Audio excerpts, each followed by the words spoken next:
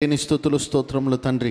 రాత్రికాల సమయంలో గనుడ మీ పాద సన్నిధిలో చేరి మిమ్మల్ని స్తుతించడానికి, విజ్ఞాపన చేయటానికి మీరు మాకు ఇచ్చిన కృపను బట్టి మీకు వేలాది స్తుతులు స్తోత్రములు తండ్రి. సృష్టికర్త అయిన మా దేవ, మీ మాటలు వినటానికి మేము సంసిద్ధులు మగుచుండగా, ఏ మాటలు వినబడితే మా బ్రతుకు మార్పు చెందుతుందో, ఏ మాటలు మా హృదయంలో నాటబడితే తండ్రి మేము మీ వారం అవుతామో, మా ఎడల మీ ప్రణాళిక నెరవేర్పు జరుగుతాయో దేవ, అట్టి వాక్కు చేత మీరు మాతో మాట్లాడమని, మాలోని లోపమును సరిచేసి తండ్రి మీ ప్రణాళిక చొప్పున మమ్మల్ని ముందుకు నడిపించుమని యేసయ్య పరిశుద్ధ నామన ప్రార్థించి పొందుకొని ఉన్నాను మా పరమ తండ్రి. Amen, amen. Praise the Lord. Hallelujah. సంతోషం కలిగిన వారి దగ్గరగా దేవుణ్ణి కనబడదాం. హల్లెలూయా, హల్లెలూయా. పురుషులు ముందు వరుసలోకి రండి.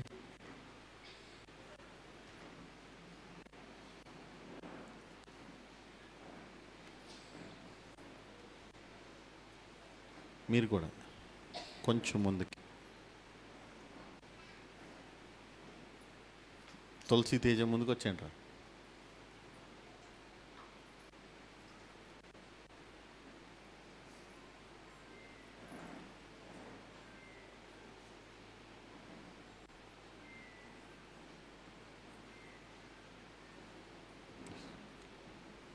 Praise the Lord. సంతోషం కలిగిన వారు బిగ్గరగా దేవుణ్ణి కనపడదామా? సంతోషం కలిగిన వారు వందనాలు చెప్దాం. వందనాలండి. అందరికి వందనాలు చెప్దామా? నాకు కాదు, అందరికి వందనాలు చెప్పమన్నారు. దేవుని బిడ్డలమైనటువంటి మనకి ఒక గొప్ప నిరీక్షణ ఉంటుంది. పరిశుద్ధ గ్రంథంలో నుండి కీర్తన గ్రంథము 91వ అధ్యాయము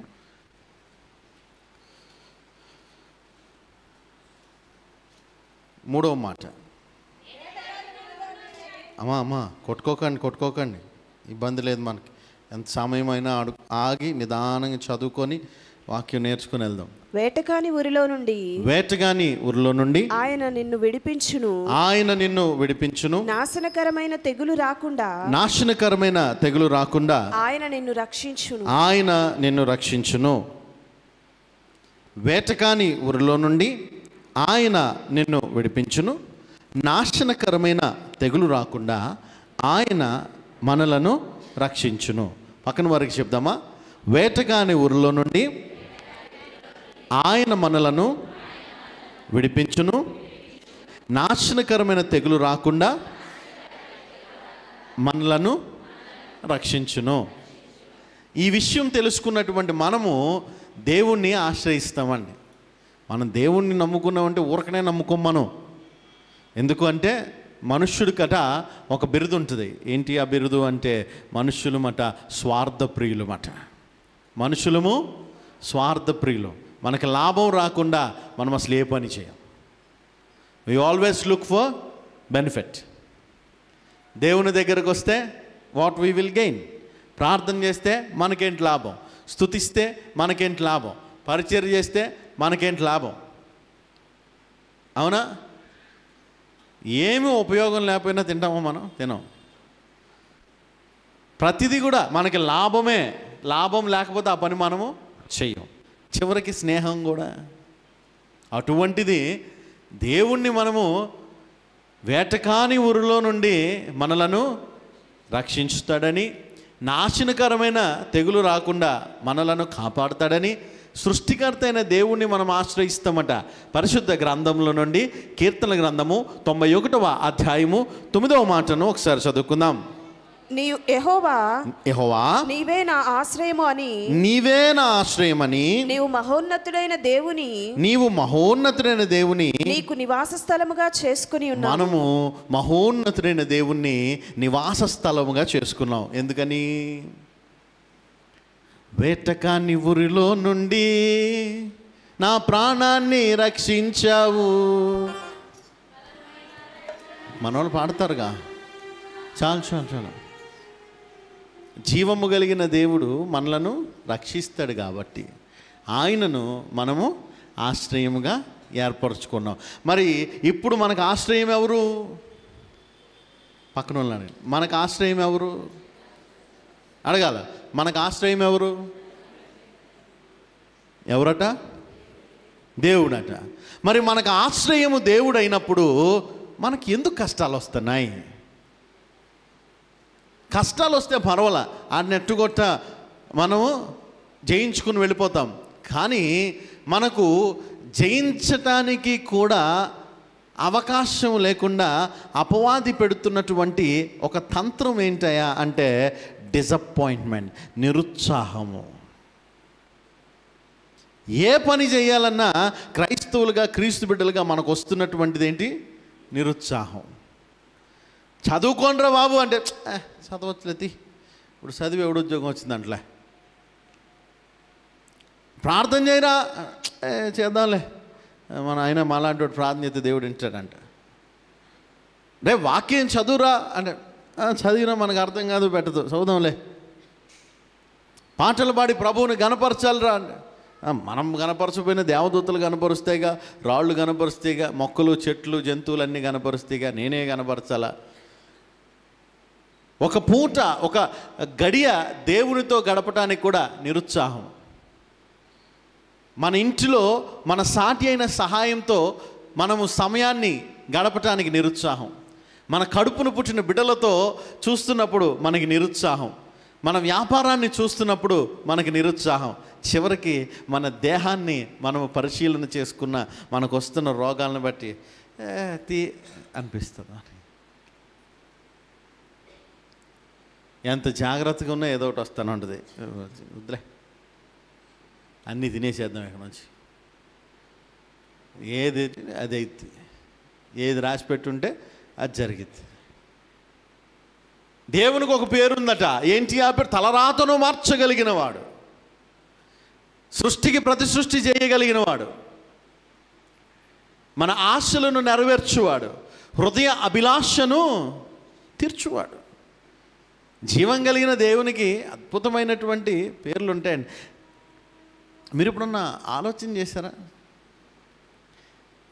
జీవం కలిగిన దేవుడట నీతిమంతులకు ఆకలైనవాడంట. అసలు తెలుసా?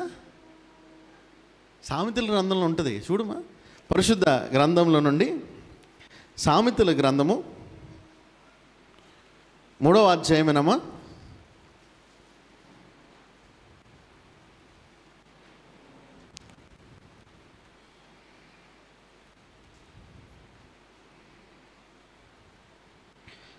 మూడవ అధ్యాయము 23 కాదు, ఒక్క నిమిషం, 13.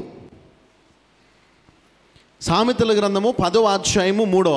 యెహోవా నీతిమంతుని ఆకలి కొననీయడు. యెహోవాట నీతిమంతుని ఆకలి కొననీయదంట. ఇది అటు అది ఇటు వెళ్ళిపోయిందమ్మా. 3వ అధ్యాయం 10వ వచనం అనుకుంటున్నాను. 10వ అధ్యాయము 3. నీతిమంతులకట యెహోవా ఆకలైనవుడట. ఎవరు నీతిమంతుడు? యెహోవా చెప్తున్నాడు, అబ్రాహాము దేవుని నమ్మిన గనుక అది అతనికి నీతిగా ఎంచబడెను. ఈరోజు క్రీస్తు బిడ్డలుగా, క్రైస్తవులుగా మనం అందరము దేవుని నమ్ముతున్నాం గనుక మనం అందరం ఎవరుమట? నీతిమంతులమాట. మరి నీతిమంతులమైన మనకి ఏమేయకూడదు? వినబడట్లేదు. నిజంగా ఆకలైన వాళ్ళు ఇక్కడ ఉన్నామా? 1 గంట అవుతుంటే కట్ట షుగర్ పేషెంట్లు ఉన్నారే అంటాను కదా. ఆకలి, విశ్రాంతి కొరకు ఆకలి, భోజనం కొరకు ఆకలి. తింటానే ఉంటాం, ఆకలి వేస్తూనే ఉంటుంది. మళ్ళీ నిద్రపోతూనే ఉంటాం, నిద్ర వస్తూనే ఉంటుంది. విశ్రాంతి తీసుకుంటూనే ఉంటాం, విశ్రాంతి కావాలి. సంపాదిస్తూనే ఉంటాం, ఇంకా కావాలంట. పిల్లల చదువులు కూడా తెలుసామా? 75 మార్కులు వచ్చినాయి అనుకో, 75 వచ్చినాయి నా పిల్లోడికి సార్లే అనుకో. ఏందిరా నీకు 95 రాలేదేందిరా? సరే, ఆడు పాపం కష్టపడి ఎట్టగొట్ట కళ్ళద్దాలు తెచ్చుకోను, శివుడు తెచ్చుకోను, గుడ్డోడయ్యో ఎట్టగొట్ట ఆడు 95 వచ్చినాయి. అడు ఏందిరా నీకు 5 మార్కులు ఎందుకు తగ్గినాయిరా, నీకు 95 ఏందిరా అంటాడు. సృష్టిలో ఎవడికి 100కి 100 రావుగా, 99 వేస్తారు. సరే, చివరికాడికి 99 వచ్చినా కూడా ఈ తల్లికి సాటిస్ఫాక్షన్ ఉండదు. అత్తగారు అంటుంది, ఆ 1 మార్క్ ఎందుకు తగిలింది అంటుంది. ఈవిడికి ఆడిని పట్టుకుని కొట్టుడు, ఆ 1 మార్క్ ఎందుకు తగ్గింది? ఆడు అనుకుంటాడు, జీవితం దీనికన్నా చదువు మానేసి 99 వచ్చినా తిడుతుంటారే.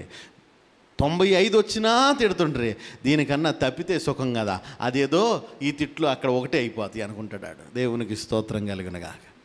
యవనస్తులు అలాగే పాడైపోయేది. అవునా? ఇన్స్టెడ్ ఆఫ్ అప్రిషియేషన్, వాడిని పొగడాల్సినటువంటి మనము, వాడిని ప్రోత్సహించాల్సినటువంటి మనమే తిట్టి వాడిని ఏం చేస్తాము? వాడిలో దయ్యపు చేష్టలు తీసుకొని వస్తాం. అక్కడ తీస్తే వాడికి విసుగు వచ్చేస్తుంది. విసుగు రాగానే డిసప్పాయింట్మెంట్లోకి వెళ్తాడు. నేను ఎంత చదివినా మా అమ్మకి లెక్కలేదు, మా నాన్నకి లెక్కలేదు, నా శక్తికి మించి నేను చదువుతున్నా కూడా వీళ్ళకి ఏం గుర్తింపు రావట్లేదు కనుక చదవడం మానేస్తే బెటర్ ఆప్షన్. ఇంకా వాడిని కొట్టినా తిట్టినా గోడను కొట్టినట్టే, ఉపయోగం ఏముండదు వాడికి. అందుకే చాలాసార్లు తల్లిదండ్రులు కొందరిని తిడుతూ ఉంటారు, కానీ ప్రయోజనం ఏముండదు. ఆడు వింటూ ఉంటాడు, కొడతా ఉంటాడు, ఆడు కొట్టించుకుంటూ ఉంటాడు, ఆ కాసేపు ఏడుస్తాడు, ఆ తర్వాత మళ్ళీ మామూలే. అటువంటి వాళ్ళు ఉన్నారా మన ఇంట్లో? ఎవరన్నా ఎన్నిసార్లు తిట్టినా ఇంకంతే. నువ్వు లెగో అన్నా కూడా ఆడు 10ంటికి లెగుతాడు.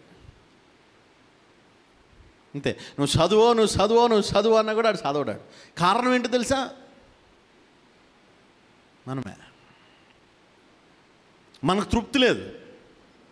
ఎంతసేపు మనకు రాని అంటమే, ఏదైనా సరే రాని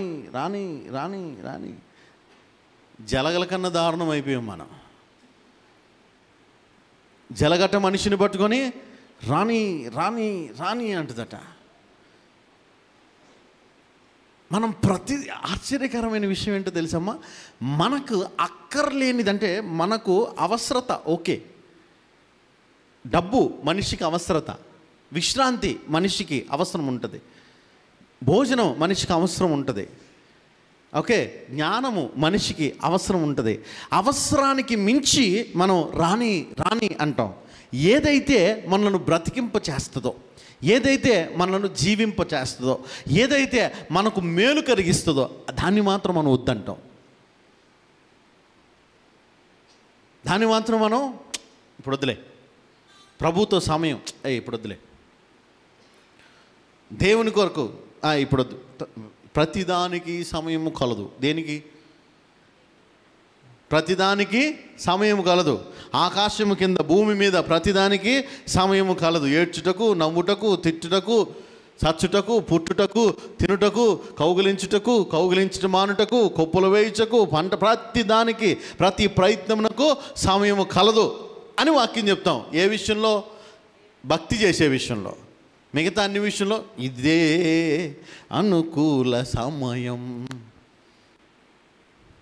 ప్రతిదానికి ఇదే సమయం.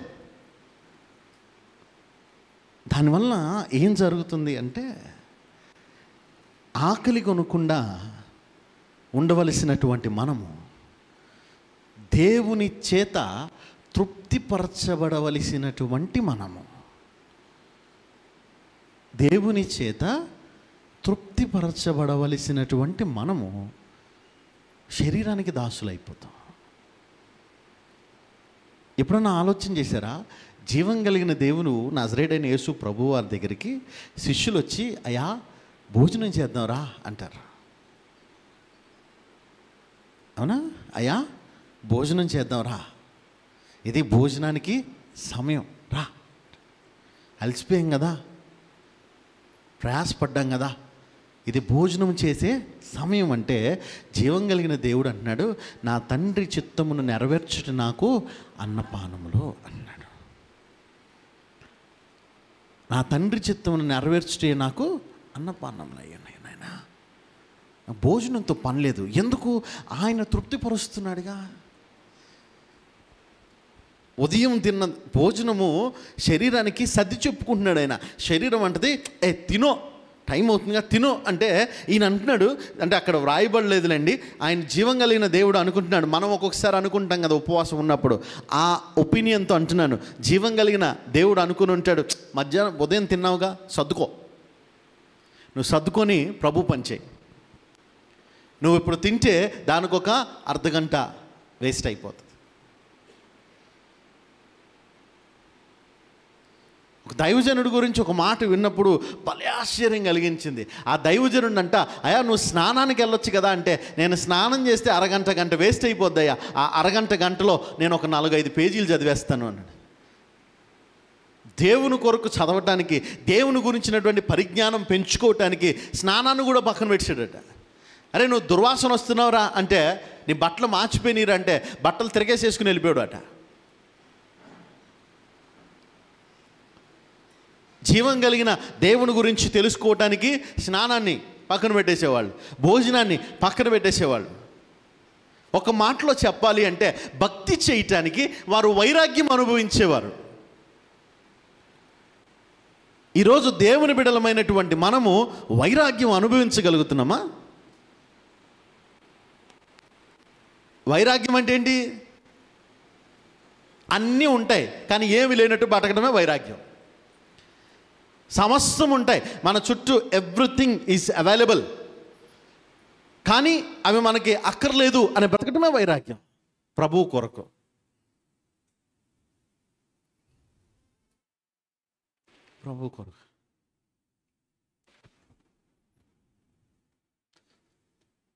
డాక్టర్ దగ్గరికి వెళ్ళినప్పుడు బీపీ వచ్చింది అబ్బాయి నీకు అని చెప్పారు అనుకో, అవునా ఇక మీదట నువ్వు ఉప్పు తినకూడదు అన్నారు అనుకో, మనం ఏమంటాం?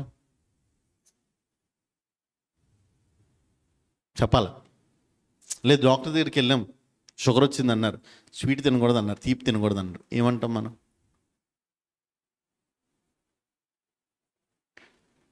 లేదు డాక్టర్ దగ్గరికి వెళ్ళాం, కీళ్ళ నొప్పులు అన్నాం, కీళ్ళ నొప్పులు అంటే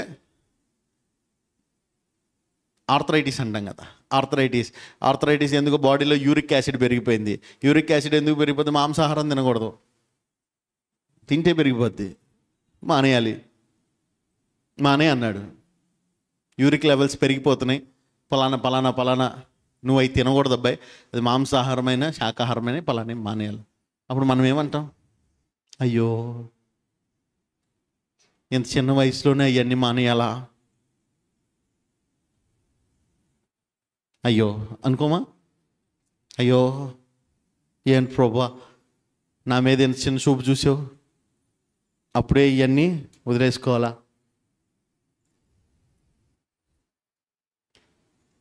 ఆ మాట అనకుండా ఇప్పటి వరకు నిద్రించినది చాలు, ఇప్పటి వరకు తిన్నది చాలు, ఇప్పటి వరకు విశ్రాంతి తీసుకున్నది చాలు, ఇక మీదట చావైనా బ్రతికైనా దేవుని కొరకే.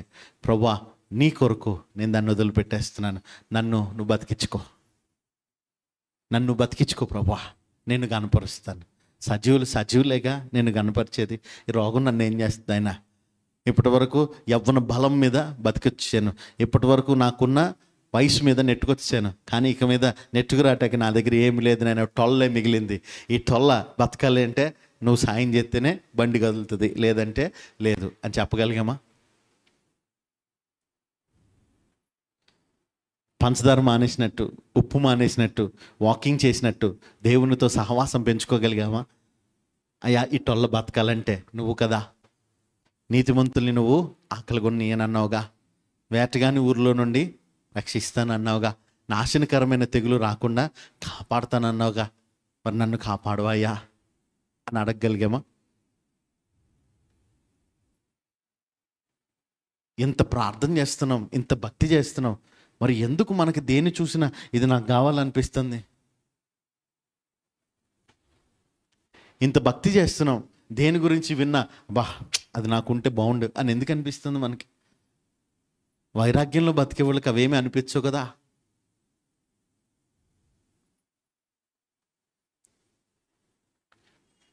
శరీరము కానీ, లోకము కానీ, లోకాశలు కానీ మనల్ని ప్రభావితం చేయకూడదు కదా. మనం దేవుని బిడ్డలం కదా, నిత్యము పరిశుద్ధాత్మ పూర్ణులమై మనం బ్రతకాలి కదా. మా దేహము దేవుని ఆలయం కదా. మరి ఈ దేహము దేవుని ఆలయం అయినప్పుడు ఇందులో వాంఛ ఎందుకు వస్తుంది? కోరిక ఎందుకు వస్తుంది? ఆ కోరికను మనము జయించలేకపోతున్నాం. కారణం ఏంటి? మనం రక్షణ పొందాము కానీ, మనము దేవుణ్ణి నమ్ముకున్నాం కానీ, మనము దేవుణ్ణి ఆశ్రయించాం కానీ మనలో కొన్ని లేవట. ఏమేమి లేవో ఒకసారి చూద్దాం. మనం ఓడిపోవటానికి మనకు తృప్తి లేకుండా బ్రతకటానికి కారణం ఏంటి అంటే, మొట్టమొదటి కారణము మనమట స్వబుద్ధిని ఆధారం చేసుకుంటున్నామట. The very first mistake of ours. మనం ఎప్పుడు కూడా దేవుడు ఏం చెప్తున్నాడు అనటం మానేసి, దేవుడు ఏం బోధిస్తున్నాడు అనటం మానేసి, మనం ఎప్పుడు చేస్తున్న ఒక చిన్న పొరపాటు ఏంటంటే, మనము స్వబుద్ధిని ఆధారం చేసుకుంటున్నాం. పరిశుద్ధ గ్రంథంలో నుండి సామెతల గ్రంథము 3వ అధ్యాయము 5వ మాటలో మనము చూస్తే, నేను చదువుతాను కొట్టుకోకండి. నీ స్వబుద్ధిని ఆధారం చేసుకోనక నీ పూర్ణ హృదయంతో యెహోవా యందు నమ్మికుంచుము. నీ స్వబుద్ధిని ఆధారం చేసుకోనక నీ పూర్ణ హృదయంతో యెహోవా యందు నమ్మికుంచుము. నీ స్వబుద్ధిని ఆధారం చేసుకొనక. ఎప్పుడన్నా ఇలా బతికామో మనం క్రైస్తవులుగా, క్రీస్తు బిడ్డలుగా? స్వబుద్ధిని ఆధారం చేసుకోకుండా రక్షణ పొందిన నాటి నుండి నేటి వరకు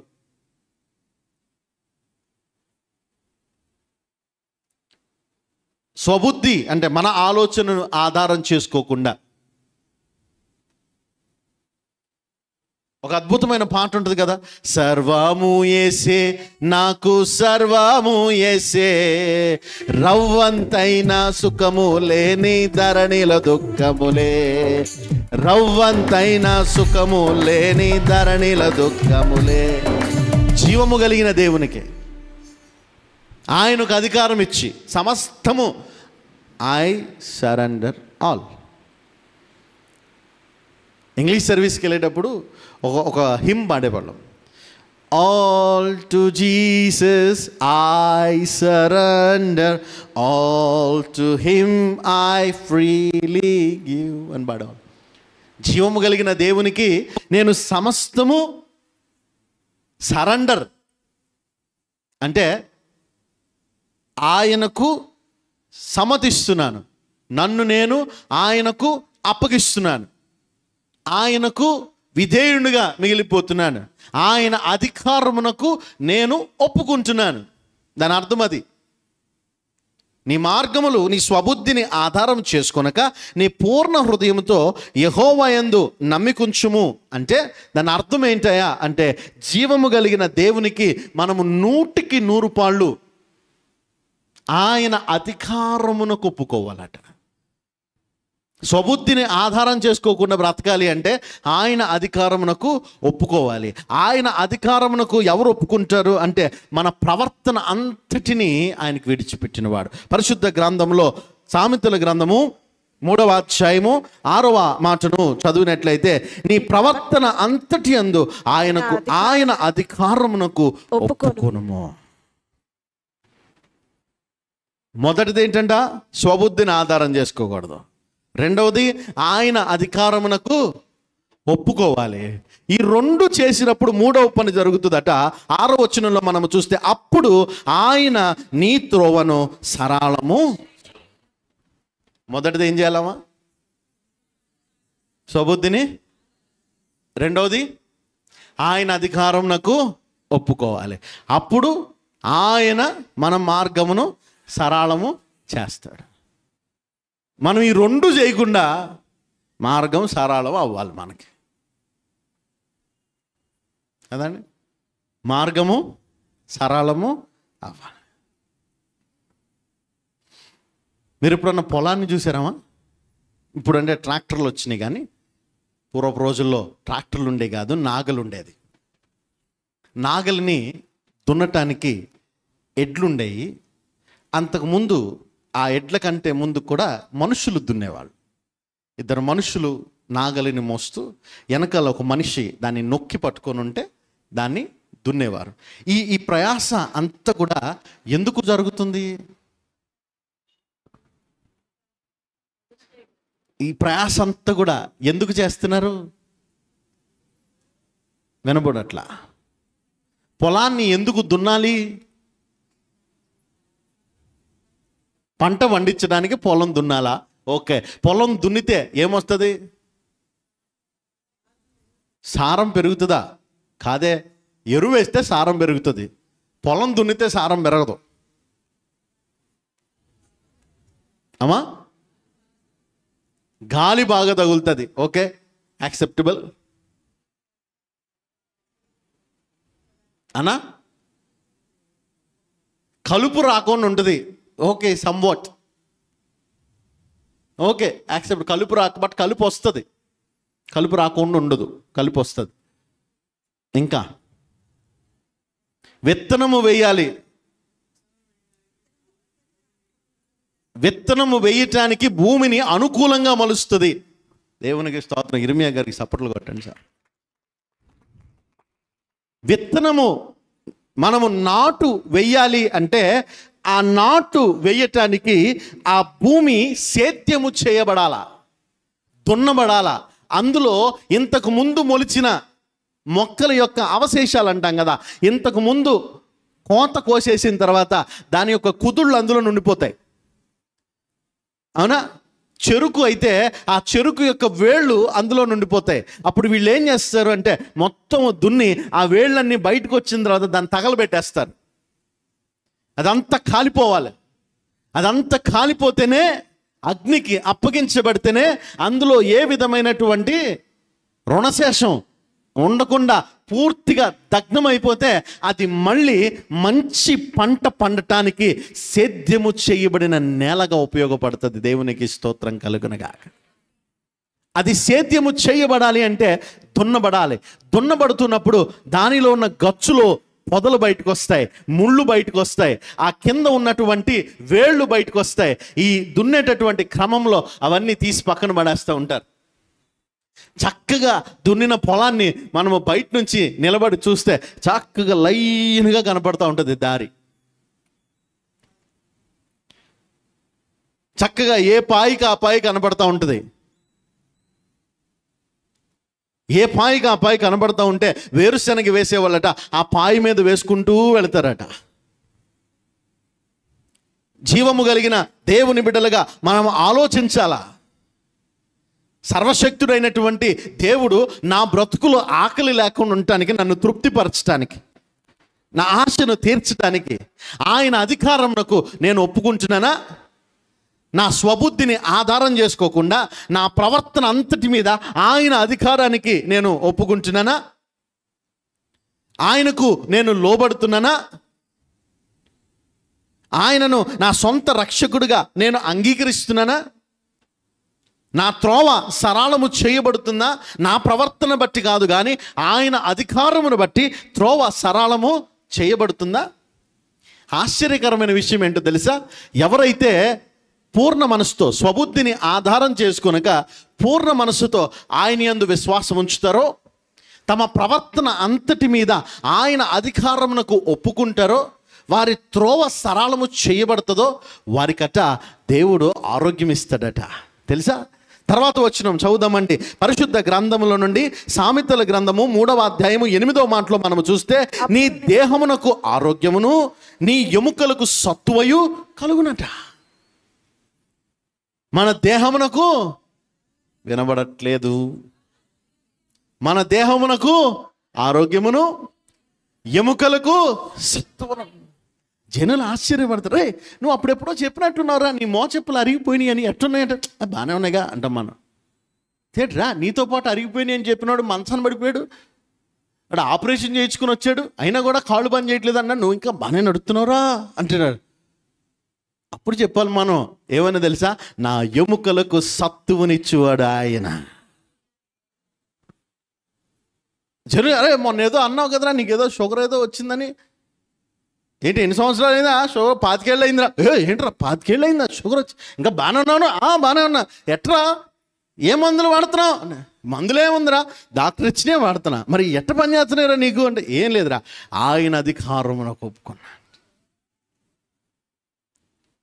నా స్వబుద్ధిని ఆధారం చేసుకోవాలా. డాక్టర్ ఇచ్చిన మందు వేసుకునేటప్పుడు, ప్రభా ఈ మందు నీ రక్తంగా మలుచున్నాయినా, డాక్టర్ జ్ఞానం ఈ ప్రభా వేసుకుంటున్నావు అంతే, అవి పనిచేస్తుంది. డాక్టర్ వద్దన్నారు, తింటాం మానేస్తాం అంతే. బుద్ధి అంటది తిన ఏం కాదు, బెళ్ళలు వేసుకున్నాం. గుద్దిపాడే నీకెందుకో, బెళ్ళలు వేసుకున్నావుగా ఏం కాదు. అటు ఇటు చూసి కొంచెమన్నా తినాలి, కనీసం అట్టిపండులో సగం అన్నా తినాలి, మామిడికాయలు 2 ముక్కలు అన్నా తినాలి మనం. కొంచెమన్నా లైట్గా నాలుక టచ్ అయితే లెక్క వేరు. అసలు అవ్వమ్మ కూడా అట్టగా అనుకుందంట, అది కనులకు రమ్యముగాను వద్దన్నాడుగా, ఆ చోటుకి వెళ్ళపోతే ఏమ్మాయి రోగం? వద్దన్నాడుగా, నువ్వు అక్కడికి చూడొద్దు, అది మనకు సంబంధించింది కాదు. మనకు సంబంధించింది కాకపోయినా నువ్వు ఎందుకు వెళ్తున్నావు? మన సంఘంలో పెద్ద ఆయన ఉంటారు తెలుసా, భోజనానికి వెళ్ళినప్పుడు ఆయన పక్కన కూర్చుంటే ఆరంభం నుంచి తెల్లన్నం వచ్చే వరకు చెయ్యి ఎట్టాగా ఉంటుంది ఇస్తర మీద. ₹1,00,00,000 జీడిపప్పులు అయినవండి, బాదం పప్పులు అయినవండి, పిస్తా పప్పులు అయినవండి, స్వీట్ పెట్టి ఏది పెట్టినవండి, ఆయన పక్కన కనుక కూర్చుంటే మనకు కూడా అనిపిస్తుంది, ఈయన తిన్నాను తిన్నాడు ఏందిరా బాబా. ఆ ఇస్త్రాకు మీద అలాగ ఉంటుంది. ఎవడేమనుకుంటే నాకెందుకయ్యా, దేవుడు నాకు ఇచ్చిన ఈ ఘట్టాన్ని నేను కాపాడుకోవాలిగా. నువ్వేదో మొహమాట పడుతున్నావు, నేను తిన్నాను అనుకో, దేవుడి దగ్గరికి వెళ్ళి ఏంట్రా నువ్వు పెందరాడు వచ్చేసేవేంటి అని అడిగితే ఏం సమాధానం చెప్పాలి? అయ్యా నా పిలుపు వచ్చింది వచ్చాను, నీ పిలుపు ఇంకా రాలేదురా, నువ్వు తినకూడదు తిన్నావు అందుకే పెందరాడు వచ్చావు, నువ్వు నరకానికి వెళ్ళి అంటే నేను ముఖం ఎక్కడ చెప్పుకోవాలి ఆయనకి? అందుకే ఆయన ఆ చెయ్యి అలా పెడతాడు, ఆడు వచ్చాడు స్వీట్ వేస్తాడంటే ఆ చెయ్యి చూసి వెళ్ళిపోతాడు. హాటు మనకు సంబంధించింది కాదు, బిర్యానీ మనకు సంబంధించింది కాదు, మాంసాహారం మనకు సంబంధించింది కాదు. అయ్యా చట్నీ కొద్దిగా బాబు, వైట్ రైస్ వచ్చింది కొంచెం, సాంబార్ పెరుగు అయిపోయింది, కూటం. ఎవడు అడగడుగా, భోంచేయలేదని చేశాంగా. ఎలా చేసాం? ఆయన అనుమతి ప్రకారం దానియేలు భోజనం చేసాం మనం. Simple answer. దేవుని బిడ్డలమైనటువంటి మనము ఎలాగూ బ్రతుకుతున్నాం అన్న చిన్న విషయమే అండి. ఆయన అధికారమునకు ఒప్పుకుంటున్నామా? స్వబుద్ధిని ఆధారం చేసుకొనక ప్రవర్తన అంతటి మీద ఆయన అధికారమునకు ఒప్పుకొని, ప్రభువా ఆయుష్ నాయన, అప్పుడు ఇస్తాడు ఆయుష్. ఎముకల్లో సత్తు వస్తుంది, జనులు మనల్ని చూచి ఆశ్చర్యపడతారు. మోషేకి ఇచ్చిన సాక్ష్యం మనకు వస్తే, రే ముసలివాడే కానీ సత్తువా తగ్గలేదు. దావీదు గురించి చెప్పినట్టు, రే మీ నాన్న వయసు అయిపోయింది అనుకుంటున్నావేమో, కొట్టి చంపేద్దాం అనుకున్నావు, సింహపు గుండె కలిగినోడు జాగ్రత్త. యుద్ధం ఒక దగ్గర జరుగుతుండే ఒక దగ్గర కూర్చుంటాడు ఆయన, అక్కడ ఎవరు ఉంటారో తెలుసా?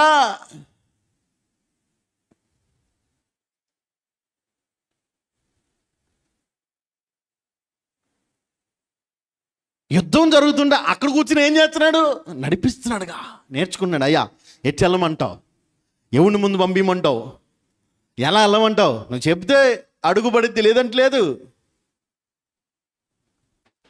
మనము అడిగామండి ప్రభుని, అయ్యా ఒక్క మాట మాట్లాడయ్యా, నువ్వు మాట్లాడకపోతే నా బ్రతికెట్లా బ్రతికేది?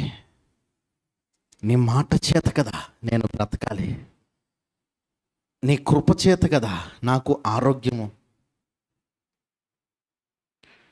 నిన్ను బట్టే కదా ప్రభా నాకు క్షేమము. అవునా?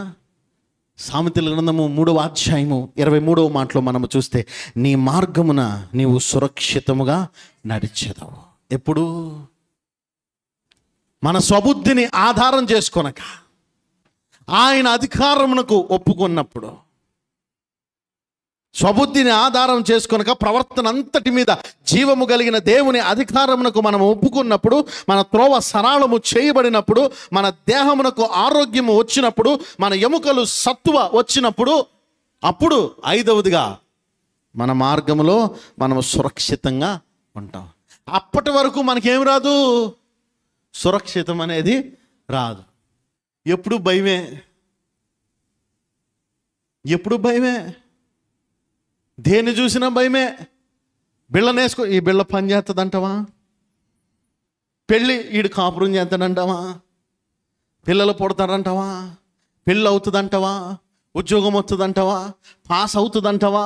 పాస్ అవ్వడంటావా? చీటీ పాట ఆఖరి దాకా ఉంటాడా? మధ్యలో వెళ్ళిపోతాడు ఈడు. ఏమైపోతామో? డబ్బులు దాచాము, దాచిన డబ్బులు పిల్లలకు ఉపయోగపడతాయో, మనం చచ్చిపోయినాక వస్తాయో రావో తెలుసా? విచిత్రమైనటువంటి ప్రార్థనలన్నీ మనమే చేస్తాం. విచిత్రమైన ప్రార్థనలు నిజంగా క్రైస్తవులుగా మనిషి చచ్చిపోవాలని ప్రార్థన చేద్దాం. ప్రభువా నీ మెల్లని చల్లని స్వరము వినిపించు నాయన. చంపేయని ప్రార్థన చేస్తున్నాం అంతే. అవునా? ఓ పెద్ద ఆయనకి 3 అంతస్తులు బిల్డింగ్ ఉందంట. 3 అంతస్తులు. ఎన్ని బిల్డింగ్ అండి?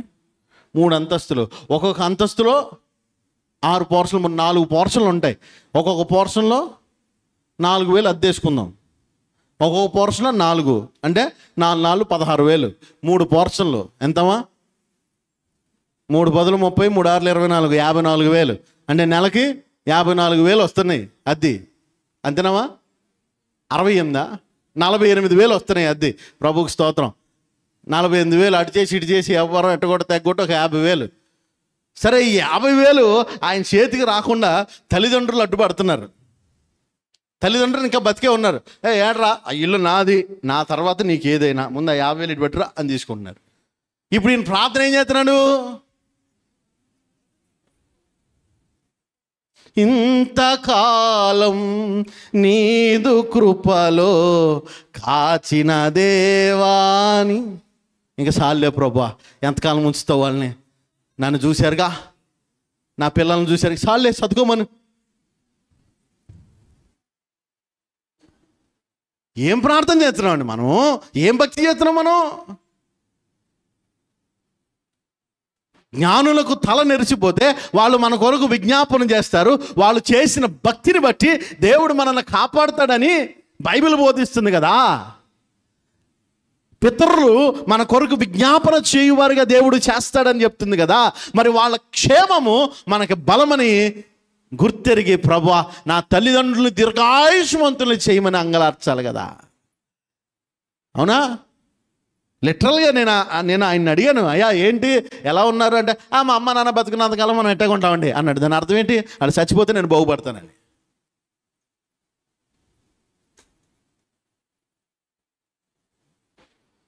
కడుపును పుట్టిన బిడ్డలే తల్లిదండ్రులు చావు కొడుతున్న దినాలు ఇవి.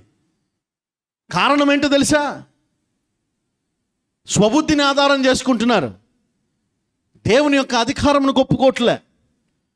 ఎంతసేపు మా అమ్మ లేదు, మా నాన్న లేదు. నీ కష్టం ఏందిరా అబ్బాయి? నువ్వేం చేస్తున్నావు? మరి నిన్ను కన్నారుగా, నువ్వు సంపాదించబేకా?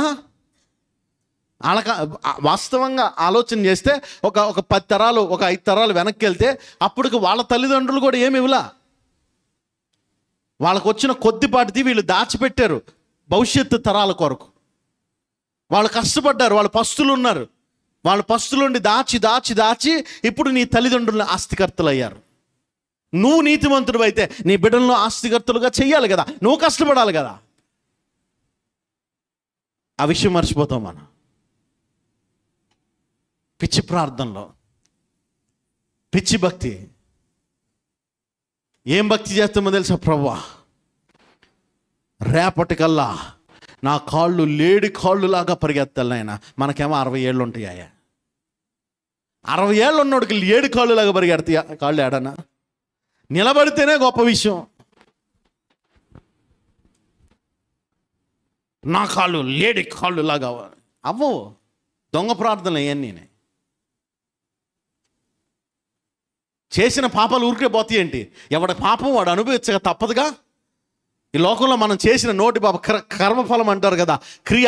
ఆ క్రియ నీ పాపము నిన్ను పట్టుకుంటుంది కదా. ఆ పాపం మనల్ని పట్టుకొని వేధిస్తూ ఉంటుంది. ఆ వేధించినప్పుడన్నా దేవుని దగ్గరికి రాం మనము. కానీ ఆశ్చర్యకరమైన విషయం ఏంటో తెలుసా? ఎవరైతే దేవుని దగ్గరకు వచ్చారో వాళ్ళను శరీరము కానీ, లోకము కానీ, అపవాది కానీ ఏమీ చేయలేకపోయాడు. ఎవరైతే తమ దేహముతో దేవుణ్ణి గణపరిచారో, దేవుని అధికారమునకు ఒప్పుకున్నారో వాళ్ళని శత్రువు ఏమీ చేయలేకపోయాడు.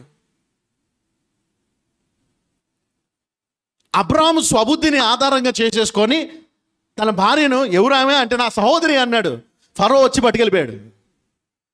ఇప్పుడు ఒంటరివాడు అయిపోయాడు, భార్య లేదు. ఎవరు చూస్తున్నారు ఇది విషయం? ఎవరు చూస్తున్నారు? ఫరో చక్కగా నిద్రపోతున్నాడట. మంచి అందగత్తిని తీసుకొచ్చాను, ఏం బాధలేదు, నాకు చక్కటి పిల్లలు పుడతారు అనుకుని ఉంటాడేమో పాపం బిడ్డ. జీవం కలిగిన దేవుడు వచ్చాడు ఎక్కడికి? నీకెంత ధైర్యం ఉంటే నా బిడ్డల దగ్గరికి వస్తారు నువ్వా అన్నాడు. ఆమెతో పాటు ఆమె పట్టుకున్న వస్తువులు, ఆమెకు పరిచయం చేసిన పని వాళ్ళు మొత్తాన్ని తీసుకొని వచ్చి, ఎంత పని చేసావు అబ్రామా, నువ్వు ఎంత పని చేసావు నాయనా, నీ మూలాన నా బతుకు మీదకి కత్తి వచ్చేలా ఉందయ్యా, నీది నాకు వద్దు స్వామి, నీది నువ్వు తీసేసుకో అని అప్పచెప్పి వెళ్ళిపోయాడా వెళ్ళదా? కారణం ఏంటి? లోకము కానీ అపవాది కానీ ఆ స్వకీయమైనటువంటి ఆ క్షణం వచ్చిన బుద్ధి కానీ అపవాది అబ్రాముకు నష్టము కలిగించలేకపోయాడు. కారణం ఏంటో తెలుసా? దేవుని అధికారమునకు ఒప్పుకున్నాడు. దేవుని అధికారమునకు ఒప్పుకున్నాడు. జీవం కలిగిన దేవుడు అబ్రాముతో మాట్లాడుతున్నప్పుడు ఆదికాండం 12వ అధ్యాయం, ఇంటికి వెళ్ళినాక చదువుకోండి, ఇప్పుడు అక్కర్లేదు. అబ్రామా నన్ను వెంబడిస్తావా అన్నాడు. Will you yes I will, అంతే. అబ్రామా నీవు నన్ను వెంబడిస్తావా, నేను చూపించే స్థలమునకు నువ్వు వెళతావా? ఎస్ ఐ విల్, అంతే. సొంతోళ్ళు లేరు, అయినోళ్ళు లేరు, ఎవడు లేడు. సమస్తాన్ని విడిచిపెట్టి సర్వశక్తుడైనటువంటి దేవుణ్ణి వెంబడించేశాడు అబ్రాం. ప్రభు అనుకున్నాడు, అబ్రాంను పరీక్షిద్దాం ఒకసారి, ఎంతవరకు వెంబడిస్తున్నాడు. అబ్రాం 22వ అధ్యాయం ఉంటుంది, అబ్రాం నీ ఒక్కగానొక కుమారుణ్ణి నాకు ఇస్తావా, ఇస్సాకును, నీ ఒక్కగానొక కుమారుడైన ఇస్సాకును నాకు ఇస్తా. తీసుకోనైనా, నీకంటే ఎక్కువనైనా తీసుకో, నీకంటే ఎక్కువ తీసుకో ప్రభు. మనం ఇస్తామా? సచివన పరంజ్యోతి బాగా చదువుతున్నాడు అనుకో, ముగ్గురులో ఎవడన్నా ఒకడే ప్రయోజకుడు, ఐఐటీలో సీట్ వచ్చింది అనుకో, దేవుడి దగ్గరకు వచ్చిన ఆల్నెట్ ప్రేయర్లో ప్రార్థన చేస్తున్నాం, స్తోత్రం స్తోత్రం స్తోత్రం స్తోత్రం స్తోత్రం అన్నాను. జీవం కలిగిన సత్యం, నా కుమారుడా, నీ కుమారుడు నాకు కావాలంటే ప్రభు 2వ వాడిని తీసుకోకూడదు, 3వ వాడిని తీసుకోకూడదు. ఫస్ట్ వాడికి నిన్నేగా ఐఐటీలో సీట్ వచ్చింది, ఆడు ప్రయోజకుడు అవుతున్నా, ఆడిని నమ్ముకుని కుటుంబం అంతా బతుకుదాం అనుకున్నాం. అయ్యా నాకు అసలే శరీరము గొల్లైపోతుంది, ఇక తోలలేను బండి, ఆడేదన్నా రూపాయి తీసుకొస్తే నేను కూర్చుని ఇంకో డ్రైవర్లు మెయింటైన్ చేద్దాం అనుకుంటున్నాను మా ఓనర్ గారికి లాగా. ఇప్పుడేమో ఓపిక లేదు, నువ్వేమో వచ్చి ఆడిని అడుగుతురు పెట్టి ప్రభు అంటాం కదా మనం. సంవత్సరం అంతా కష్టపడి, లేదు బతుకంతా కష్టపడి 1 ఎకరం సంపాదించుకున్నాం అనుకో, దేవుడు వచ్చి ఆ 1 ఎకరం నాకు కావాలి, ఇస్తావా అని అడిగాడు.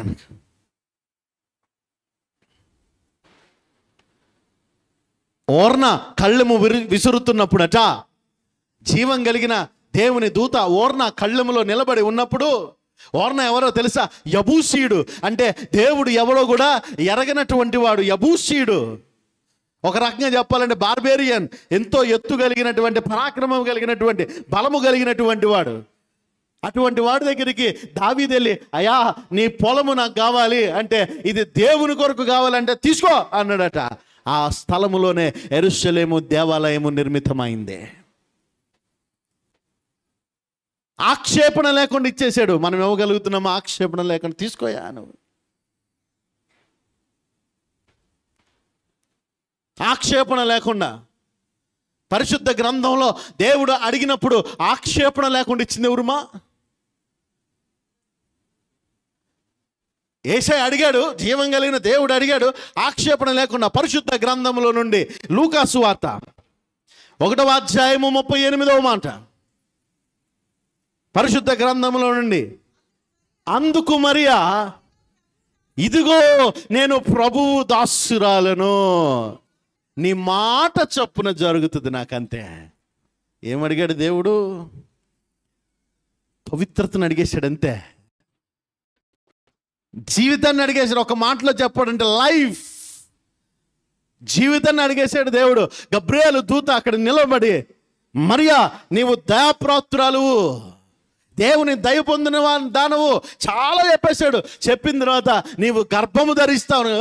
ఏం మాట్లాడుతున్నావు నువ్వు అల్లా? నేను పురుషుణ్ణి ఎరగని దానినే ఇది ఎలాగూ సాధ్యమో అని తన డౌట్ క్లారిఫై చేసుకుంది, అంతే. నీవు పరిశుద్ధాత్ముని చేత గర్భము ధరిస్తావు, నింపబడతావు, అప్పుడు నీకు గర్భఫలం వస్తుంది. ఇమ్మానుయేలు వస్తున్నాడు నీ దగ్గరికి.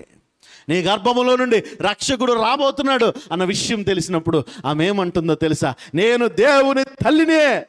ఎవడైనా మన ముందు తల వంచాల్సిందే అల్లా.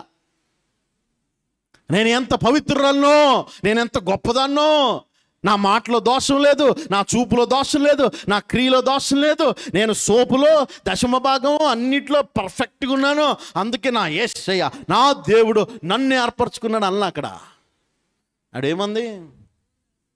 ప్రభునకు ప్రభునకు యువర్ సర్వెంట్ దాసురాలనయ్యా.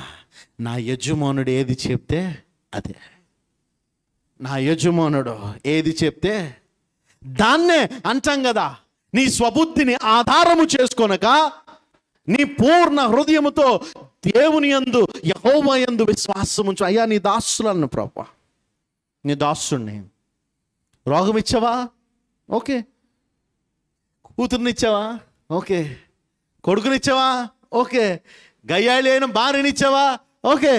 తిరుగుబోతైన భర్తనిచ్చావా? ఓకే. రోగి అయిన శరీరం ఇచ్చావా యోబుకులాగా? ఓకే. సరే ప్రభువా, నీ దాసుని నువ్వు ఇచ్చావుగా, సమ్మతమే. నేను నమ్ముతున్నానైనా నీ అనుమతి లేకుండా ఏది నా దగ్గరకు,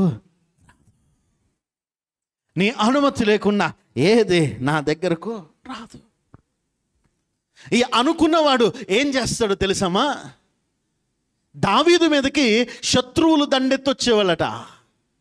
దావీదు పరాక్రమం కలిగిన వాడే, యుద్ధ నైపుణ్యత తెలిగిన వాడే, సింహపు గుండెను కలిగిన వాడే, గొలియాత్ అంతటి వాడిని పడద్రోసిన వాడే, ఫిలిష్తీయుల సర్దార్లను తరిమి కొట్టిన వాడే, అంతటి గొప్ప యోధుడు, బలాఢ్యుడు, యుద్ధ నైపుణ్యత కలిగిన వాడైన దావీదు మీదకి శత్రువు రాకుండా మాన్లా. శత్రువు వస్తూనే ఉన్నాడు, శత్రువు వస్తూనే ఉన్నాడు, దాడి చేస్తూనే ఉన్నాడు. ఇప్పుడు దావీదు ఏం చేస్తున్నాడు? పరిశుద్ధ గ్రంథంలో నుండి సమూయేలు మొదటి గ్రంథము 23వ అధ్యాయము 2వ మాటను ఒకసారి చదువుకుందాం. అంతట దావీదు, నేను వెళ్ళి ఫిలిష్తీయులను హతము చేయుదునా అని యెహోవా యొద్ద విచారణ చేయగా. చాలండి. ఎవరిని అడుగుతున్నాడు? యెహోవా యొద్ద చేయగా. రే మీరు ముందు నిలబడండి అబ్బాయి, మీరు ఇటు పక్కన నిలబడండి రా, మీరు చాట్ నుండి రండిరా అని చెప్పట్లా. ముందు గుర్రాలు వెళ్ళాలి, వెనకాల ఏనుగులు రావాలి. స్ట్రాటజీలు యూజ్ చేయట్లా, యుద్ధ వ్యూహాలు మాట్లాడట్లా. ఏమడుగుతున్నాడు? అయ్యా పట్టుకోగలనంటావా నా శత్రువుని నేను? అమ్మ, రోగం వచ్చినప్పుడు, అప్పు వచ్చినప్పుడు, ఇంట్లో అసమాధానం వచ్చినప్పుడు దేవుని దగ్గరికి వచ్చి మాట అడిగామా? అయ్యా ఈ రోగాన్ని నేను జయించగలుగుతానా? ఈ అప్పుని నేను తీర్చగలుగుతానా? ఈ బలహీనతను నేను అధిగమించగలుగుతానయ్యా? దేవుని అధికారమునకు ఒప్పుకున్న వారమైతే, if we really surrender ourself to God, దేవుని యొక్క అధికారం, అయ్యా నీవు యజమానుడివి, నేను దాసుని అనుకున్న వాడికి, దాసుడికి ఒక రెస్పాన్సిబిలిటీ ఉంటుంది. ఆ రెస్పాన్సిబిలిటీ ఏంటో తెలుసా? యజమానుడి పర్మిషన్ లేకుండా, అనుమతి లేకుండా దాసుడు ఏమీ చేయకూడదుగా. ఇప్పుడు అనుమతి కోసం వెళ్ళాలి. అయ్యా ఇది వచ్చింది, మరి ఏం చేయమంటావు? వెళ్ళాలంటావా? ఆ ఒక్క సందర్భంలోనైనా సమూయేలు 2వ గ్రంథము, పరిశుద్ధ గ్రంథంలో నుండి సమూయేలు 2వ గ్రంథము 5వ అధ్యాయము 19వ మాటను ఒకసారి చదువుకుందాం. దావీదు నేను ఫిలిష్తీయులకు ఎదురుగా పోయేదనా, వారిని నా చేతికి అప్పగింతువా అని యెహోవా యొద్ద విచారించినప్పుడు జీవం కలిగిన దేవుడు అంటున్నాడు, నిశ్చయముగా పొమ్ము నిస్సందేహముగా వారిని చేతికి అప్పగించుదనని. నిస్సందేహముగా. కొందరు భక్తులను చూస్తే భలే ఆశ్చర్యం వేస్తాండి. మరి మీకు అనిపిస్తుందో లేదో నాకు తెలియదు, కానీ నాకైతే మాత్రం అసలు భలే అనిపిస్తుంది కొంత విశ్వాసం చూసినప్పుడు. పాస్టర్ గారు, నేను పెద్ద డాక్టర్ను కాదు కదా, నేను ఇంజనీరింగ్ చేశాను, నాకు అసలు మెడిసిన్ ఏం తెలియదు. కానీ విశ్వాసుల్ని బలహీనతలు ఉన్నప్పుడు పలకరిస్తాకి వెళ్తే వాళ్ళు స్కాన్ రిపోర్ట్లు ఎక్స్రేలు నాకిస్తారు చూడమని. అయ్యా అయ్యో ఈ బిళ్ళలు ఇచ్చారు చూడు అంటారు. అవన్నీ చూస్తూ ఉంటా, అందులో సగం నాకు తెలీదు. చూసి ఆ పేర్లు తీసుకుని ఇంటికి వచ్చి నాకు చదువుతా నేను. మనకు తల్లి ఉందిగా, గూగుల్ తల్లి, పేర్లు పెట్టి చదివి దీనికి వాడతారా, ఓహో ఇది వాడతారా చూసి నేర్చుకొని వాళ్ళతో మాట్లాడుతున్నప్పుడు కొందరితో మాట్లాడుతూ ఉన్న ఆయనకన్నా, అన్నా మీకు ఇంకా 25 పవర్ బీపీ స్టార్టింగ్ ఇచ్చేది 25 mg ఇస్తారు. 0.25 25 mg ఇస్తారు. 25 mg ఇచ్చారా అన్న మీకు అంటే అవునన్నా. మార్నింగ్ ఈవినింగ్ వేస్తున్నారా? లేదు బాబు పొద్దున పూట ఒకసారి వేస్తాను. అవునా ఎన్ని సంవత్సరాలు అయిందని? 30 ఏళ్ళ నుంచి ఇదే మెడిసిన్. ఏంటి 30 ఏళ్ళ నుంచి మందు మారలేదా? 30 ఏళ్ళ నుంచి మందు మారలేదా? ఏం భక్తి చేస్తున్నావు సార్ నువ్వు? 30 ఏళ్ల నుంచి నీ రోగం నిన్నేం చేయట్లా. కారణం ఏంటో తెలుసా? నీ చుట్టూ ఒక రక్షణ వలయం ఏర్పరచబడింది. ఆ రక్షణ వలయం ఎప్పుడు ఏర్పరచబడిందో తెలుసా? రోగం వచ్చినప్పుడు, బలహీనత వచ్చినప్పుడు, అయ్యా దీన్ని జయించగలనా? నిశ్చయముగా అన్నాడు దేవుడు. అంతే. అయ్యా దీన్ని నేను జయించగల నిశ్చయముగా. నాట్లు వేసేసాం, ఆకాశమేమో ఉరుములు మెరుపులు మబ్బులుగా. అయ్యా వర్షం వస్తే పంట నిలబడిద్దంటావా? నిశ్చయముగా నిశ్చయముగా. నిన్న మా వాళ్ళతో కారులో వెళ్తున్నప్పుడు ఒక సాక్ష్యం చెప్పాను. నా స్నేహితుడు ఒకడికి 40 ఎకరాలు ఇప్పుడు సంపాదించలేను. ఒకప్పుడు అడిగి 15 ఎకరాలే, 10 ఎకరాలు ఎంతో ఉండేది. అడిగి 15 ఎకరాలు చేపల చెరువు ఉండేది. ఆ తల్లి మంచి ప్రార్థన పరురాలు, ఎంత ప్రార్థన పరురాలు అంటే ఆమె ప్రార్థన చేస్తూ ప్రభుని అడిగిందంట, అయ్యా ఏ పంట వేయమంటావు? నా కొడుకు వ్యాపారంలోకి వెళ్ళాడు, ఏ పంట వేయమంటావు అని వాడిని పిలిచి అందంటే, నువ్వు దేవుడు ఫంగాష్ వేస్తే నువ్వు చేప చూపిస్తున్నాడు, అదే పంటే అని. అమ్మ ఫంగస్ వేయమంటావు? ఫంగాష్ వేసి వేయరా. 10 ఎకరాలు వేసాడు మావాడు తల్లి మాట నమ్మి. ఊళ్ళో వాళ్ళు అందరిది ఇచ్చారంట. ఎరా బుద్ధి జ్ఞానం ఉందా నువ్వు? 10 ఎకరాలు వేస్తున్నావు. కనీసం సరే మీ అమ్మ కోసం ఒక 2 ఎకరాలు ఎకరంలో వేసి, పోనీ ఒక 5 ఎకరాలు వేసి, మిగిలిన 5 ఎకరాలు ఇంకోటి ఏదన్నా ఎత్తే ఒకటి పోయినా ఒకటి వస్తుంది కదా. నీకున్న 10 ఎకరాలు ఇదే వేసేవేంట్రా అని చెప్పి కేకలేసాడంట. వీడికి ఫస్ట్ నుంచి వాళ్ళమ్మ ప్రార్థన అంటే బాగా భయం. ఎందుకో తెలుసా? ఇంజనీరింగ్ సీటు అమ్మ చెప్తేనే వచ్చింది, హైదరాబాద్లో ఉద్యోగం అమ్మ చెప్తేనే వచ్చింది, భార్య అమ్మ ప్రార్థనతోనే వచ్చింది. చివరికి హైదరాబాద్లో ఉండి ఉద్యోగం మానేసి ఇంటికి రావటం కూడా, వ్యాపారం ప్రారంభించడం కూడా, నాన్న చచ్చిపోతే వచ్చి వ్యాపారం చేయమని అమ్మ చెప్తేనే వచ్చాడాడు. వాళ్ళ అమ్మ అంత ప్రార్థన పుర్రలు, అడిగి అంత భయం వాళ్ళ అమ్మ అంటే. ప్రార్థన చేస్తుందా మా అమ్మ అంటాడు ఇప్పటికి. ఆ తల్లి ప్రార్థన చేసింది, వీడు వేసాడు 10 ఎకరాలు. మంచి పంట వచ్చింది. ఊళ్ళో వాళ్ళందరూ కట్టలు వేసారు, రకరకాల చేపలు వేసారు. ఎవడికి లాభం అలా. కలకత్తా నుంచి ఫోన్ వచ్చిందంట, 10 ఎకరాలు లోడ్ ఎత్తి పంపించాడు. ఏ సంవత్సరము ఎవడికి రానంత వ్యాపారం వచ్చింది. ఇప్పుడు 10 ఎకరాలు 40 ఎకరాలు సంపాదించేసి దర్జా కూర్చున్నాడు. దేవునికి స్తోత్రం కలుగునుగా. కారణం ఏంటి? ఏం చేయమంటావు ప్రభువా? నువ్వు మాట్లాడందే. ఏమని శపించనయ్యా? ఆయన అనుమతించనదే.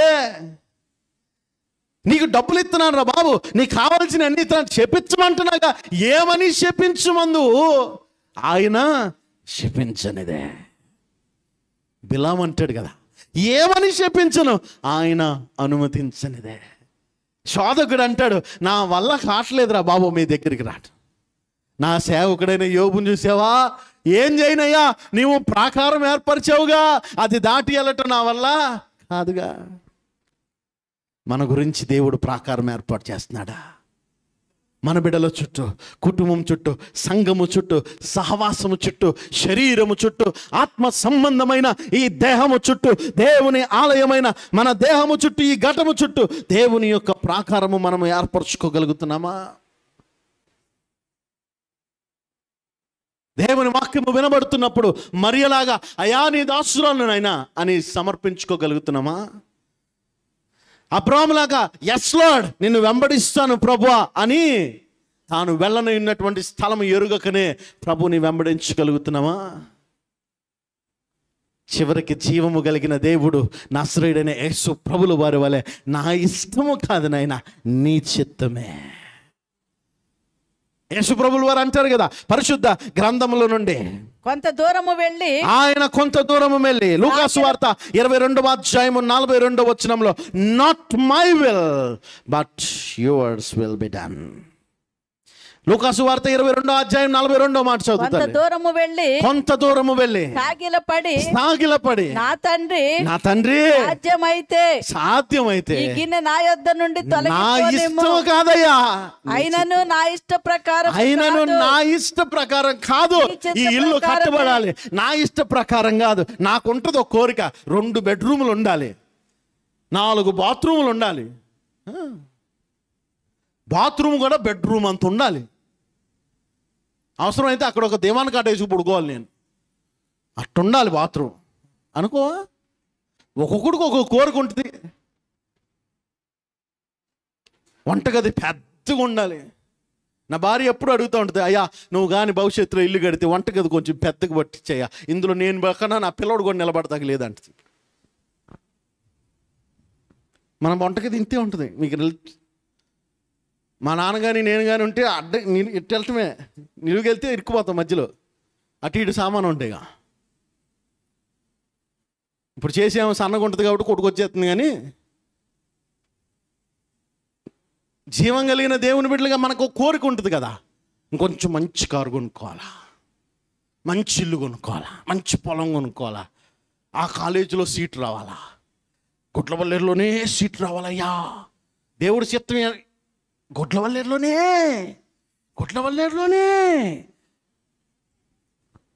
దేవుడి చిత్తం ఎక్కడ? గుట్లవల్లేరులోనే, IIITలోనే.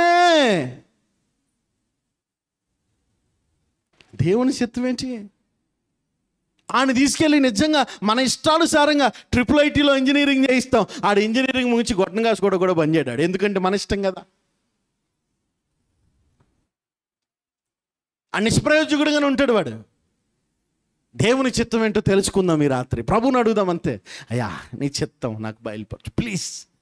ఇంకేం అడగట్లేదు నాయనా. నేను ఈ రోగం వచ్చింది, నీ చిత్తమా, దీన్ని నేను జయించగలనా? ఒక మాట చెప్పు, వెళ్ళిపోతానంతే. ఒక మాట చెప్పు. మోషే ఎందుకు ఆగావు? కొనసాగు. కర్రతో ఒక్క అడుగు అట్లా పడిందంతే, కర్ర అంచు తాకగానే ఎర్ర సముద్రము పాయలైపోయింది. లేవీయులు పాదములు తగలగానే యోర్దాను ఎగువకు. జీవము కలిగిన దేవుడు గొప్ప కార్యాలు చేయగలిగిన సమర్థుడు. ఆయన అధికారమును ఒప్పుకోవటం నేర్చుకుందాం ఈ రాత్రి. ఆయనకు దాసులం అవటం నేర్చుకుందాం ఈ రాత్రి. మరియా ఆయనకు దాసురాలు. అయ్యా నీ దాసురాలు నాయనా స్త్రీలలో ధన్యురాలైపోయింది. జన్మనిచ్చిన తర్వాత కూడా కనాను విందులో కూడా అమ్మ నా సమయం ఇంక రాలేదు, సరే నాయనా ఆయన మీతో చెప్పున్నది చేయడని వెళ్ళిపోయింది అంతే. ఇబ్బంది పెట్టలా. ఆయన సిలువకు మరణానికి అప్పగించబడుతున్నప్పుడు పేతురు సైతము అయా సిలువ నీకు దూరం అవునుగాక అన్నాడు. కానీ మరియా ఆటంకము చెప్పలా, పక్కన నిలబడి ఏడుస్తూ ఉందంతే. పక్కన నిలబడి ఏడుస్తూ ఉంది. జీవము కలిగిన దేవుడు అన్నాడు కదా, నీతిమంతులు ఆయన ఆకలి గుండనివ్వడు. ఎవరైతే దేవుని నమ్ముకున్నారో వారిని ఆకలితో దేవుడు పస్తులుండనీయడు. మరి తను అమ్మా ఇదిగో నీ కుమారుడు, నేను లేకపోయినా యోహాన్ని నేను చూసుకుంటాడు, ఇదిగో నీ కుమారుడు. ఎవరిని విడిచిపెట్టలేదండి. నా పితరుల కంటే నేను శ్రేష్ఠున్నా, నేను చచ్చిపోతే బాగుండు అన్నాడు. నువ్వు తిను, భోజనం చేయి. 2 మార్లు భోజనం పెట్టి చేయవలసిన కార్యములు చేయించిన దేవుడు నా దేవుడు. ఈ రాత్రి అట్టి దేవుడిని ఆరాధన చేస్తున్నాం మనం. ఓడిపోవటానికి వీల్లేదు, రోగము పాలవటానికి వీల్లేదు. ఒకవేళ రోగం వచ్చి ఆ రోగము మరణానికి అప్పగించబడినా చచ్చిపోయినా కూడా ఎలీషాలాగా చచ్చిపోవాలంతే. మన దేహము కూడా దేవుణ్ణి కనపరచాలా. నమ్మిన వారు మోకరిద్దామండి, ప్రభువుని అడుగుదాం, యేసయ్యని అడుగుదాం. జీవము కలిగిన దేవుడు తన వాక్కు ద్వారా మాట్లాడుతున్నాడమ్మా ఈ రాత్రి. సామెతల గ్రంథం 1వ అధ్యాయం 33వ మాటలో ఏమని వ్రాయబడి ఉందో తెలుసా? నా ఉపదేశమును అంగీకరించువాడు సురక్షితముగా నివసించును,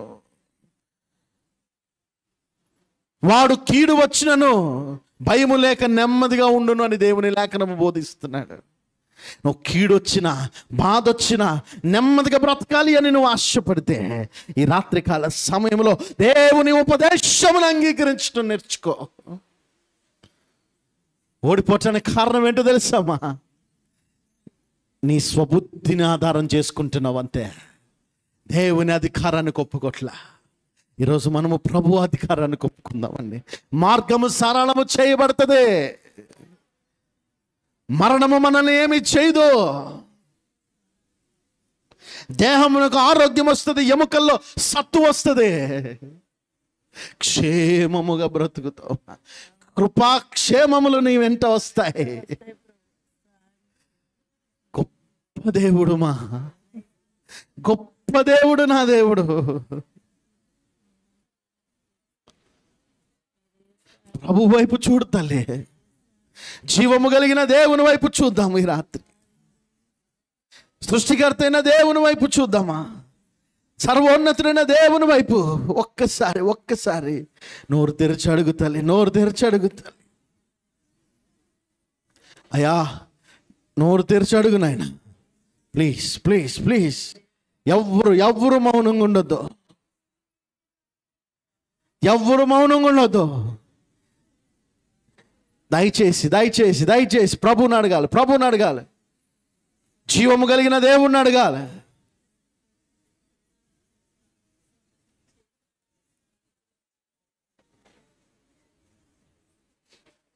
జీవము కలిగిన దేవుని వైపు చూస్తూ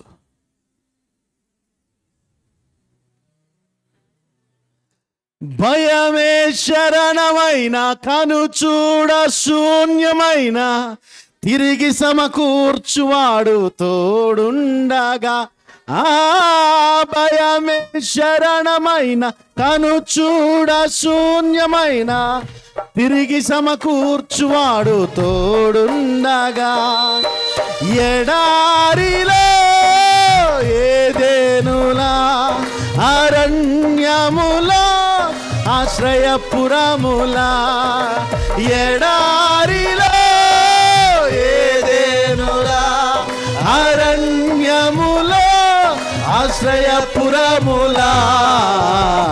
ఎండిన నేలైనను నీ స్వరము వినిపించును, ఆశలు చిగురించును, తీరము నడిపించును. ఎండిన నేలైనను భయమే శరణమైన కనుచూడ శూన్యమైన తిరిగి సమకూర్చువాడు తోడుండగా. భయమే శరణమైన కనుచూడ శూన్యమైన తిరిగి సమకూర్చువాడు తోడుండగా. ఎడారిలో ఏదెనులా అరణ్యములో ఆశ్రయపురములా. ఎడారిలో ఏదెనులా అరణ్యములా ఆశ్రయపురములా. కృప కలిగిన దేవుడు అయ్యా ఒక్కసారి నా వైపు చూడవా? దావీదు ఫిలిష్తీయులను చూచినప్పుడు భయపడలేదు కానీ, శత్రువు తరుముతున్నప్పుడు భయపడలేదు కానీ, సృష్టికర్త దేవుణ్ణి బట్టి ధైర్యము తెచ్చుకొని అయ్యా ఈ ఫిలిష్తీయుల్ని నేను ఓడిస్తానా, అయ్యా వాళ్ళని నా చేతికి అప్పగిస్తావా అని అడిగినప్పుడు నిశ్చయముగా నీ సెలవిచ్చిన వాడా, ఈ రాత్రి నా రోగము నన్ను ఇబ్బంది పెడుతుందయ్యా, నా బలహీనత నన్ను ఇబ్బంది పెడుతుందయ్యా, నా కుటుంబము నన్ను ఇబ్బంది పెడుతుందయ్యా, నా బలహీనత, నా అలవాట్లు, అయ్యో నా బంధకములు, నా వ్యసనాలు నన్ను ఇబ్బంది పెడుతున్నాయ్యా. భక్తి చేయనివ్వట్లేదు, క్రీస్తులకు దాసుడుగా ఉండనివ్వట్లేదు నైనా. భయం అవుతుంది ప్రభువా, అయ్యా భయం అవుతుంది నైనా. మనుషులు ఎక్కడ నన్ను చీదరించుకుంటారో అని, ఎక్కడ నేను దిక్కులేని చావు చచ్చిపోతాను అని భయం వేస్తుంది నా తండ్రి. ఒక్కసారి నన్ను జ్ఞాపకము చేసుకోవా నైనా. నా దోషములు మన్నించి నాతో మాట్లాడవా ప్రభువా. అయ్యా మాట చేత, చూపు చేత, తలంపు చేత, క్రియ చేత దోషినయున్న నాపై కృప చూపించవా నా తండ్రి. నీవు తప్ప నాకెవరున్నారు నాయనా, నీవు తప్ప నాకెవరున్నారు బాబు. అయ్యా నీవు తప్ప నాకెవరున్నారు నాయనా. వైద్యుల వల్ల కానిది నీ వల్ల అవుతుంది కదా దేవా. సృష్టికి ప్రతి సృష్టి చేయగలిగిన వాడు నీవే కదా నైనా. సృష్టిని సృజించిన సృష్టికర్తవునైనా, నీ చేతులతో నన్ను నిర్మించుకున్నావు కదా. నీవే మౌనంగా ఉంటే ఎట్లయ్యా, నీవే మాట్లాడకపోతే ఎట్లయ్యా.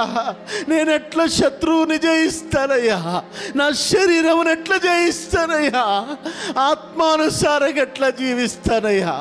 కృప చూపించవా నా తండ్రి, కృప చూపించవా నైనా. నేను క్షేమముగా బ్రతకాలి కదా.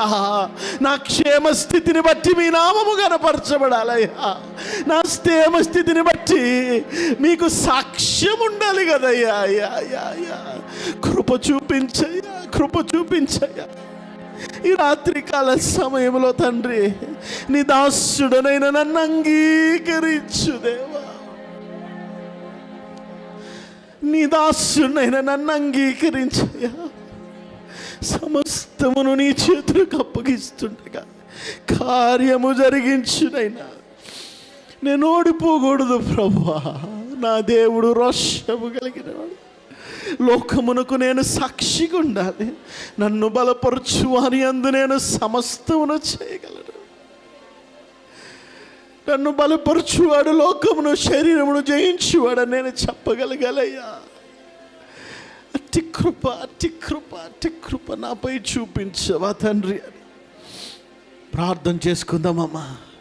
అయ్యా ప్రార్థన చేసుకుందామా, అయ్యా ప్రార్థన చేసుకుందామా, ప్రార్థన చేసుకుందామండి.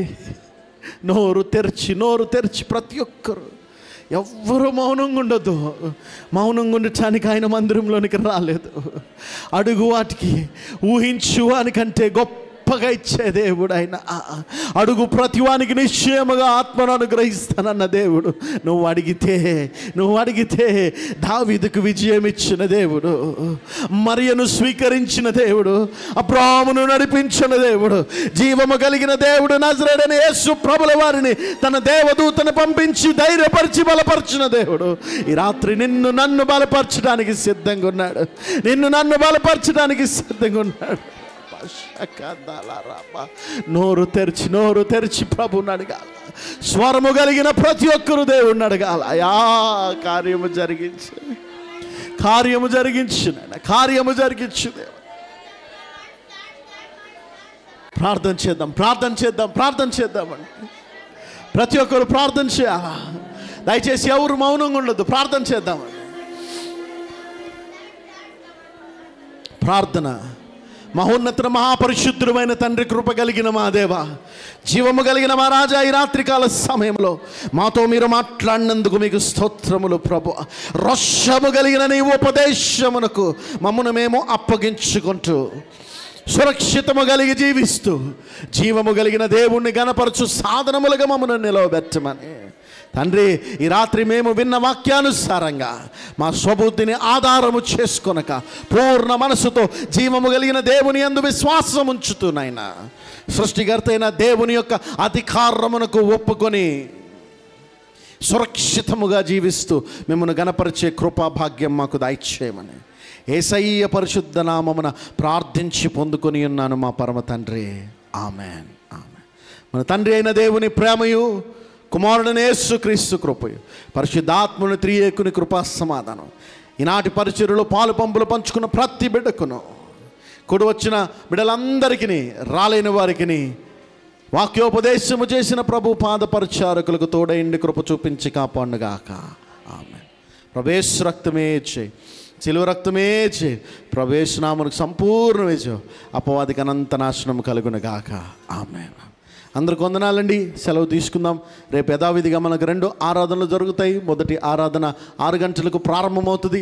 రెండవ ఆరాధన 9 గంటలకు ప్రారంభమవుతుంది. కనుక సమయానుకూలతను బట్టి 2 ఆరాధనలో పాలు పంపులు పంచుకోండి. దేవుడు మిమ్మల్ని దీవించునుగాక. ఆమేన్.